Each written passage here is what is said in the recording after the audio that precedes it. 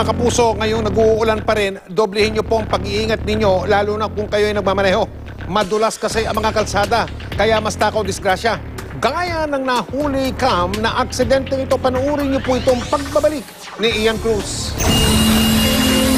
Responsibilidad ng lahat ng namamasada na maihatid ng ligtas ang kanilang pasahero sa kanilang patutunguhan. Pero minsan, ang simpleng biyahe nauuwi sa aksidente. Mabilis yung tricycle. Mabilis yun doon sa kalye na yun. Nag-apply siya ng preno nung sa nakita ko. Nung kasalubong niya na yung jeep tapos sumunod yung tricycle. Thinking niya aabutin niya yun eh.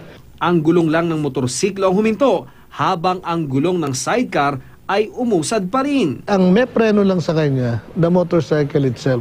Pero yung carrier niya, yung tricycle niya, walang preno yung gulong nun eh. Nagbalanse, hindi nagpantay yung kapit ng goma, talagang mangyayari sa kanila, iikot sila. Dahil mabilis din ang takbo ng tricycle, tumaob ang sasakyan nang biglang huminto. Dagdag peligro rin daw kapag maulan ang panahon.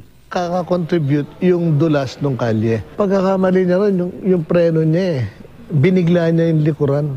Kaya kapag umuulan, napaka-importanteng tiyakin na hindi kalbo ang mga gulong ng inyong sasakyan. Ang purpose ng guhit sa gulong, pagka umuulan, tumatakbo ka, yung tubig tinatapon niya palabas.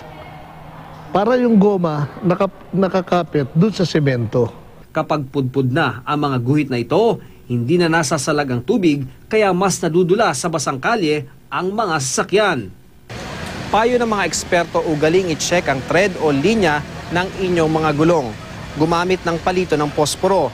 Ilagay ang palito ng posporo dito sa thread at kapag nasasalat daw ninyo yung nasabing palito ng posporo, ibig sabihin manipis na ang gulong at kailangan na itong palitan. Pero pakatandaan natin, ano man ang alaga natin sa sasakyan, mababaliwala ito kung hindi natin susundin ang speed limit sa mga lansangan. Huwag maging kaskasero para huwag maging biktima.